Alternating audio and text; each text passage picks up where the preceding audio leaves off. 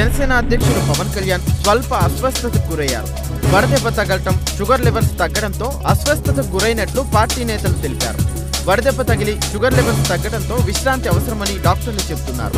పవన్ కళ్యాణ్ ఒక రోజు పాటు విశ్రాంతి తీసుకోవాలని పవన్ కు వైద్యులు సూచించారు.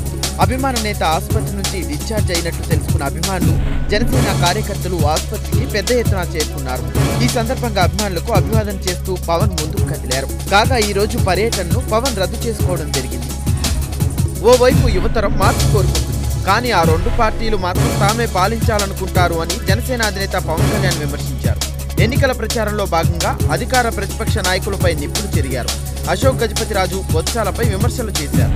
మార్పు తొలి అడుగుతోనే మొదలవుతుందని చెప్పారు.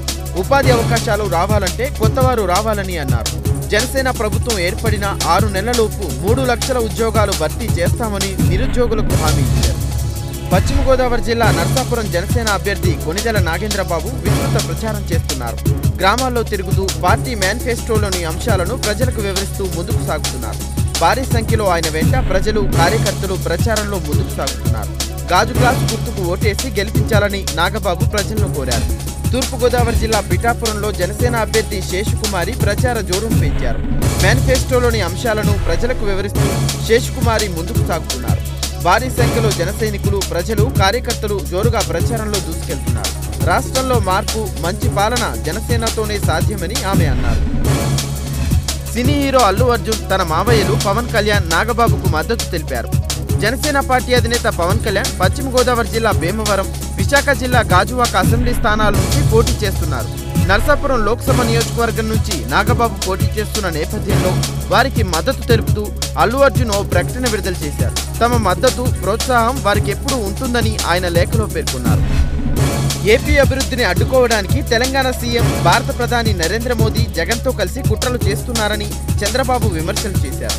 తన స్వంత ప్రయోజనాల కోసం జగన్ లాలూచీ రాజకీయాలు చేస్తున్నారని మండిపడ్డారు.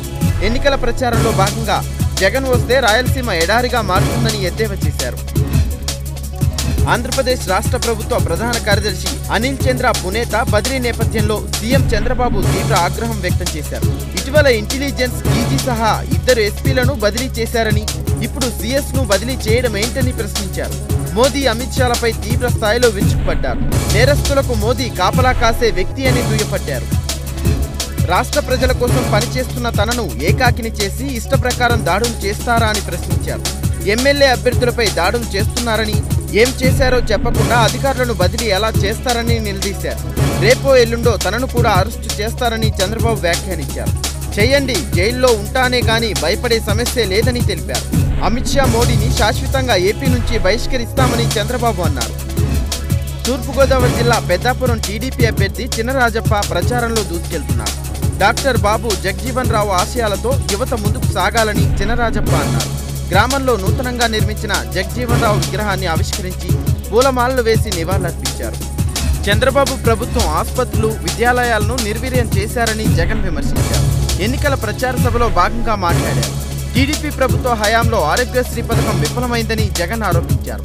ఈసారి వైసీపీని గెలిపిస్తే రాజన్న రాజ్యం వస్తుందని జగన్ ప్రజలకు వివరించారు. ఎన్నికలు దగ్గర పడుతున్న కొద్దీ వాస్తవ విషయాలు వెలుగులోకి రాకుండా టీడీపీ అధినేత చంద్రబాబు చేసిన దుర్మార్గాలపైన చర్చ జరగకుండా ఏమేం చేయాలో అన్నీ చేస్తున్నారని వైఎస్ఆర్ కాంగ్రెస్ పార్టీ ప్రధాన కార్యదర్శి సజ్జల రామకృష్ణారెడ్డి ఆరోపించారు.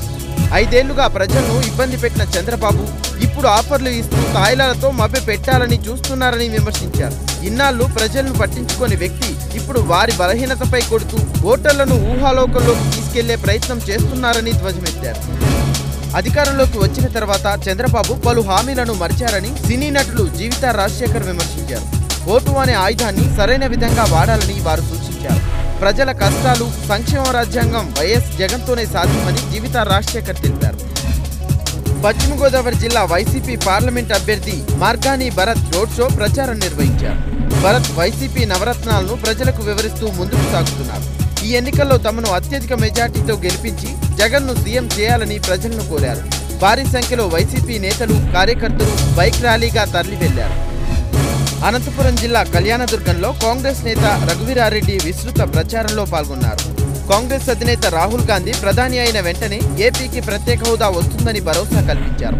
ఈ ప్రచార సభలో భారీ సంఖ్యలో కాంగ్రెస్ నేతలు, కార్యకర్తలు హాజరయ్యారు. హస్తం గుర్తుకు ఓటు వేసి తమను గెలిపించాలని ప్రజలను కోరారు. AP chief secretary Anil Chandra పునేతాను బదిలీ చేస్తూ ఎన్నికల సంఘం ఆదేశాలు జారీ చేసింది. ఎన్నికల విధుల నుంచి పునేతాను తొలగించిన సిఈసి ఆయన స్థానంలో కొత్త సీఎస్గా ఎల్వి సుబ్రహ్మణ్యంను నియమించింది. ఎన్నికల ప్రక్రియ ముగిసే వరకు సీఎస్గా ఎల్వి సుబ్రహ్మణ్యం కొనసాగుతారని ఈసీ వెల్లడించింది. నిజామాబాద్ జిల్లాకు చెందిన టీడీపీ సీనియర్ నేత మాజీ మంత్రి మండవ వెంకటేశ్వరరావు టీఆర్ఎస్లో చేరనున్నారు. ముఖ్యమంత్రి కేసీఆర్ ఆహ్వానం మేరకు ఆయన ఈ నిర్ణయం తీసుకున్నారు. మండవ నిజామాబాద్ జిల్లాలో 5 సార్లు ఎమ్మెల్యేగా గెలిచారు. 3 సార్లు మంత్రిగా పనిచేశారు. మండవ నిజామాబాద్ జిల్లాలో గట్టి పట్టున్న కీలక నేత కావడంతో ఆయన చేరిక స్థానికంగా లోక్సభ ఎన్నికల్లో టీఆర్ఎస్కు ఎంతగానో లాభిస్తుందని భావిస్తున్నారు. దీంతో సీఎం కేసీఆర్ జూబ్లీహిల్స్లోని మండవ నివాసానికి స్వయంగా వెళ్లి దాదాపు గంటసేపు సమావేశమయ్యారు. రాష్ట్రంలోని తాజా రాజకీయ పరిణామాలపై చర్చించారు. దేశానికి తెలంగాణ దిక్యూచిగా మారిందని కేటీఆర్ అన్నారు. దేశం మొత్తం రైతు బంధు, రైతు బీమా, మిషన్ భగీరథ వంటి పథకాల గురించి గొప్పగా మాట్లాడుకుంటున్నాయని తెలిపారు. తెలంగాణ భవన్లో నిర్వహించిన ఓ సమావేశంలో కాళేశ్వరం పనులు శరవేగంగా జరుగుతున్నాయని, 1,25,00,000 ఎకరాకు సాగునీరు అందించేలా ప్రభుత్వం కృషి చేస్తుందని కేటీఆర్ హామీ ఇచ్చారు. ఖమ్మం జిల్లా అభివృద్ధిలో భాగస్వాములు అయ్యేందుకు రాబోయే 4 రోజుల్లో మరిన్ని కీలక చేరికలు ఉంటాయని టీఆర్ఎస్ పార్టీ రాష్ట్ర కార్యదర్శి తాతా మధు తెలిపారు. ఖమ్మం నగరంలోని టీఆర్ఎస్ భవన్లో జరిగిన సమావేశంలో ఆయన పాల్గొన్నారు. నగరంలో జరిగిన కేసీఆర్ ఎన్నికల ప్రచార సభ విజయవంతం చేసినందుకు గాను నాయకులు, కార్యకర్తలు, శ్రేణులకు సభకు వచ్చిన జనానికి కృతజ్ఞతలు తెలియజేశారు. ఎన్నికల సభలో కేసీఆర్ ప్రసంగంతో ఖమ్మం జిల్లాలోని అన్ని వర్గాల ప్రజలు హర్షం వ్యక్తం చేస్తున్నారని చెప్పారు. హైదరాబాద్ ట్రాన్స్పోర్ట్ పోలీసుల తనిఖీల్లో భాగంగా 3,29,00,000ను పట్టుకున్నారు. గత 20 రోజుల నుండి ఎలక్షన్ తనిఖీలు నిర్వహిస్తున్నామని హైదరాబాద్ అంజనీ కుమార్ తెలిపారు. నగదు తరలిస్తున్నారనే ముందస్తు సమాచారంతో బంజారాహిల్స్ పోలీసులు నిఘా పెట్టడంతో నగదు లభ్యమైందని చెప్పారు. జహీరాబాద్లో తనిఖీ చేస్తున్న సమయంలో ఒక వాహనంలో 1 కోటికి పైగా నగదు లభించిందని అన్నారు. డబ్బును తరలిస్తున్న 8 మందిని అదుపులోకి తీసుకున్నామని అన్నారు. ఇప్పటి వరకు నగరంలో 9,45,00,000 డబ్బును స్వాధీనం చేసుకున్నట్టు సిపి తెలిపారు. భద్రాచలం శ్రీ సీతారామచంద్రస్వామి దేవస్థానం సన్నిధిలో వసంతపక్ష ప్రయుక్త శ్రీరామనవమి బ్రహ్మోత్సవాలు ఈ రోజు నుంచి ప్రారంభం కానున్నాయి. ఈ ఉత్సవాలను ఈ నెల 20వ తేదీ వరకు నిర్వహించనున్నారు. ఉగాది పండుగను పురస్కరించుకొని నూతన పంచాంగ శ్రవణం, తిరువీధి సేవ నిర్వహిస్తారు. 14న శ్రీ సీతారాముల కళ్యాణ మహోత్సవం, 15న మహాపట్టాభిషేకోత్సవం, 17న తెప్పోత్సవం, దొంగలదోపు ఉత్సవం, 20న చక్రతీర్థం, పూర్ణాహుతి తదితర కార్యక్రమాలను నిర్వహించనున్నారు. లోక్సభ ఎన్నికల నేపథ్యంలో గెలిపే లక్ష్యంగా ప్రణాళికలు వేసుకుంటున్న బీజేపీ తమ మేనిఫెస్టోను విడుదల చేయడానికి సిద్ధమవుతుంది. ఇప్పటికే కాంగ్రెస్ పార్టీ మేనిఫెస్టోను విడుదల చేసిన విషయం తెలిసిందే. ఏప్రిల్ 8న బీజేపీ సంకల్ప్ పత్ర పేరుతో తమ మేనిఫెస్టోను విడుదల చేయనున్నట్లు తెలిసింది. దీని రూపకల్పన ఇప్పటికే ముగిసిందని కూడా సమాచారం. 20 మంది సభ్యులు ఉన్న పార్టీ మేనిఫెస్టో కమిటీకి కేంద్ర హోంశాఖ మంత్రి రాజ్నాథ్ సింగ్ అధ్యక్షుడిగా వ్యవహరించారు. తదుపరి ప్రభుత్వం నరేంద్ర మోదీ నేతృత్వంలోనే ఏర్పాటు కానుందని దేశ ప్రజలు ఇప్పటికే నిర్ణయించుకున్నారని బీజేపీ జాతీయ అధ్యక్షుడు అమిత్ షా అభిప్రాయపడ్డారు. ఎన్నికల ప్రచారంలో భాగంగా ఆయన ఈ వ్యాఖ్యలు చేశారు. దాదాపు 40 సంవత్సరాల తర్వాత దేశ ప్రధాని పిల్లాంగ్లో అడుగు పెట్టారన్నారు. ఈ ప్రాంతంలో జరుగుతున్న అభివృద్ధిపై దృష్టి సారించారని తెలిపారు. 5 ఏళ్ల క్రితం ఈశాన్య రాష్ట్రంలో పరిస్థితులు గందరగోళంగా ఉండేవని, అభివృద్ధి ఆనవాళ్లే కానరాలేదన్నారు. కానీ బీజేపీ అధికారంలోకి వచ్చిన నాటి నుండి ఈ ప్రాంతంలో శాంతి స్థాపన కోసం కృషి చేస్తుందని వివరించారు. మొన్న అద్వానీ, ఆ తర్వాత మురళీ మనోహర్ జోషి, తాజాగా బీజేపీ నుంచి మరో సీనియర్ నేత ఎన్నికల పోటీకి దూరమయ్యారు. లోక్సభ ఎన్నికల్లో తాను పోటీ చేయడం లేదని లోక్సభ స్పీకర్ సుమిత్రా మహాజన్ స్పష్టం చేశారు. ఈ మేరకు పార్టీ అధినాయకత్వానికి లేఖ రాశారు. ఇప్పటి వరకు ఇండోర్ లోక్సభ నియోజకవర్గంలో అభ్యర్థి పేరును పార్టీ ప్రకటించలేదు. దీన్ని బట్టి చూస్తే పార్టీ సీనియర్ నేతలు సందిగ్ధంలో ఉన్నట్లు కనిపిస్తుందన్నారు. అందుకే నేను ఈ ఎన్నికల్లో పోటీ చేయబోనని ప్రకటిస్తున్నానని సుమిత్రా మహాజన్ లేఖలో పేర్కొన్నారు. ఇక డైలమాను పక్కన పెట్టి ఇండోర్ అభ్యర్థి పేరును పార్టీ ప్రకటించుకోవచ్చునని సూచించారు. బీజేపీ సీనియర్ నేత ఎల్కే అద్వానీ దేశ ప్రజలకు తమ పార్టీ శ్రేణులకు సందేశం ఇచ్చారు. ఈ సందర్భంగా తమ పార్టీ గురించి పలు అంశాలను ప్రస్తావించారు. ఈ రోజు బీజేపీ వ్యవస్థాపక దినోత్సవం జరుపుకోనుంది. పార్టీ శ్రేణులకు ఇది చాలా ముఖ్యమైన రోజని, గత జ్ఞాపకాలు, భవిష్యత్ కార్యాచరణ గురించి ఆలోచించాలన్నారు. పార్టీ వ్యవస్థాపకుల్లో ఒకరిగా నేను దేశ ప్రజలతో పాటు కోట్లాది మంది బీజేపీ శ్రేణులతో పాటు నా అభిప్రాయాలను పంచుకోవాలని భావిస్తున్నానన్నారు. వారు చూపించిన అభిమానం, గౌరవాలకు నేను రుణపడి ఉంటానన్నారు. ముందుగా నేను గాంధీనగర్ ప్రజలకు కృతజ్ఞతలు చెబుతున్నానన్నారు. 1991 నుంచి వారు నన్ను 6 సార్లు ఎంపీగా గెలిపించారన్నారు. వారి ప్రేమ, మద్దతు నాకు ఎల్లప్పుడూ సంతోషాన్ని ఇచ్చిందని తెలిపారు. యూపీఏ చైర్పర్సన్ సోనియా గాంధీ ఈ నెల 11న రాయబరేలీ నుంచి నామినేషన్ వేయనున్నారు. కుమార్తె ప్రియాంక గాంధీ ఆధ్వర్యంలో ఆమె నామినేషన్ దాఖలు చేస్తారు. సోనియా 2004 నుంచి రాయబరేలీకి ప్రాతినిధ్యం వహిస్తున్నారు. ఇక్కడి నుంచి సోనియాకు ప్రత్యర్థిగా దినేష్ ప్రతాప్ సింగ్ పేరును బీజేపీ ప్రకటించింది. స్థానికంగా పలుకుబడి ఉన్న ప్రతాప్ సింగ్ గత ఏడాది కాంగ్రెస్ ను వీడి బీజేపీలో చేరారు. లోక్సభ ఎన్నికల్లో భాగంగా కాంగ్రెస్ జాతీయ అధ్యక్షుడు రాహుల్ గాంధీ ఈ నెల 10న అమేథీలో నామినేషన్ వేయనున్నారు. ఇప్పటికే ఆయన పోటీ చేస్తున్న 2వ స్థానం కేరళలోని వాయనాడ్లో నామినేషన్ దాఖలు చేసిన విషయం తెలిసిందే. అమేథీలో రాహుల్ కు పోటీగా బీజేపీ తరఫున కేంద్ర మంత్రి స్మృతి ఇరానీ బరిలోకి దిగుతున్నారు. ఇలా వీరిద్దరూ తలపడ్డం ఇది 2వసారి.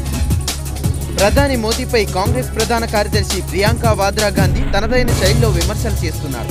ప్రపంచవ్యాప్తంగా పర్యటిస్తున్న మోదీ స్థానికులకు 5 ఏళ్లలో కనీసం 5 నిమిషాలు కేటాయించలేకపోయారా అని ప్రశ్నించారు. మోదీ జపాన్, చైనా వెళ్లి ఆలింగనం చేసుకున్నారని ప్రశ్నించారు. పాకిస్తాన్కి వెళ్లి బిర్యానీ తిన్నారని, కానీ వారణాసిలో ఒక్క పేద వ్యక్తినైనా ఆలింగనం చేసుకున్నారా అని ఘాటుగా విమర్శించారు. ఎన్నికల వేళ డాక్టర్ బిఆర్ అంబేద్కర్ మనవడు ప్రకాష్ అంబేద్కర్ వివాదాస్పద వ్యాఖ్యలు చేశారు. తాము అధికారంలోకి వస్తే ఎన్నికల సంఘాన్ని 2 రోజుల పాటు జైలుకు పంపుతామని వ్యాఖ్యానించారు. బీజేపీకి ఈసీ అనుకూలంగా వ్యవహరిస్తుందని ఆరోపించారు. రాజ్యాంగం ప్రకారం నియమాలు అనుమతిస్తున్నప్పటికీ పుల్వామా ఘటనపై మాట్లాడకుండా మమ్మల్ని ఎందుకు అడ్డుకున్నారని వ్యాఖ్యానించారు. మా ప్రభుత్వం అధికారంలోకి వస్తే ఎన్నికల సంఘాన్ని వదిలేది లేదన్నారు. ఈసీ నిష్పక్షపాతంగా వ్యవహరించడం లేదన్నారు. బీజేపీకి ఈసీ అనుకూలంగా వ్యవహరిస్తుందంటూ వివాదాస్పదంగా మాట్లాడారు. కర్ణాటక ముఖ్యమంత్రి కుమారస్వామి కాంగ్రెస్ పై తీవ్రంగా మండిపడ్డారు. లోక్సభ ఎన్నికల్లో మాండ్య నియోజకవర్గం నుంచి జేడీఎస్ అభ్యర్థిగా పోటీ చేస్తున్న తన కుమారుడు నిఖిల్ను ఓడించేందుకు కుట్ర జరుగుతుందని ఆరోపించారు. తన కుమారుడు ఎన్నికల్లో గెలవకుండా చేసేందుకు కాంగ్రెస్ పద్మవ్యూహం పన్నుతుందన్నారు. నిఖిల్ గెలుపు కోసం కృషి చేయడానికి బదులుగా స్వతంత్ర అభ్యర్థి సినీ నటి సుమలతతో కుమ్మక్కయ్యారని కాంగ్రెస్ పై తీవ్ర ఆగ్రహం వ్యక్తం చేశారు. కర్ణాటక ముఖ్యమంత్రి హెచ్డి కుమారస్వామి ఎన్నికల కమిషన్ పై సంచలన ఆరోపణలు చేశారు. తనను, తన కుటుంబాన్ని ఎన్నికల కమిషన్, ఆదాయ పన్ను శాఖ వేధిస్తుందని ఆరోపించారు. ఎన్నికల కమిషన్, ఆదాయ పన్ను శాఖ అక్షరాల నన్ను, నా కుటుంబాన్ని వేధిస్తున్నాయన్నారు. ఈసీ అధికారులు వారి విధులను వారు నిర్వహించుకోండి, కానీ కేవలం అనుమానాలతో మమ్మల్ని వేధించకూడదు అని చెప్పారు. తన కారును గత 2 రోజుల్లోనే దాదాపు 13 నుంచి 14 సార్లు తనిఖీ చేశారన్నారు. 60 కిలోమీటర్ల దూరంలోనే 2 సార్లు తనిఖీ చేశారన్నారు. తమ వాహనాలను తనిఖీ చేయాలని పోలీసులపై ఈసీ ఒత్తిడి తెస్తుందని ఆరోపించారు. ఏపీ దివంగత ముఖ్యమంత్రి వైఎస్ రాజశేఖర రెడ్డి రాజకీయ జీవితం ఆధారంగా యాత్రా చిత్రం ఫిబ్రవరి 8న రిలీజ్ అయ్యి మంచి హిట్ టాక్ ని తెచ్చుకుంది. ఈ మూవీని ఏప్రిల్ 7న బుల్లితెరపై ప్రసారం చేయనున్నట్లు ఓ ఛానల్ యాజమాన్యం తెలిపింది. కాగా ఏప్రిల్ 11న ఏపీలో ఎలక్షన్ జరుగుతుండగా 4 రోజుల ముందు ఈ చిత్రాన్ని టెలికాస్ట్ చేస్తుండటంతో టీడీపీ నేతలు అభ్యంతరం వ్యక్తం చేస్తున్నారు. ఈ విషయంలో టీడీపీ నేత RTC chairman Varla Ramaiah, CEO Gopalakrishna ద్వివేదిని కలిశారు. యాత్రా సినిమాని ప్రదర్శించకుండా ఆపాలని కోరారు. అయితే ద్వివేది సానుకూలంగా స్పందించినట్లు వర్ల తెలిపారు.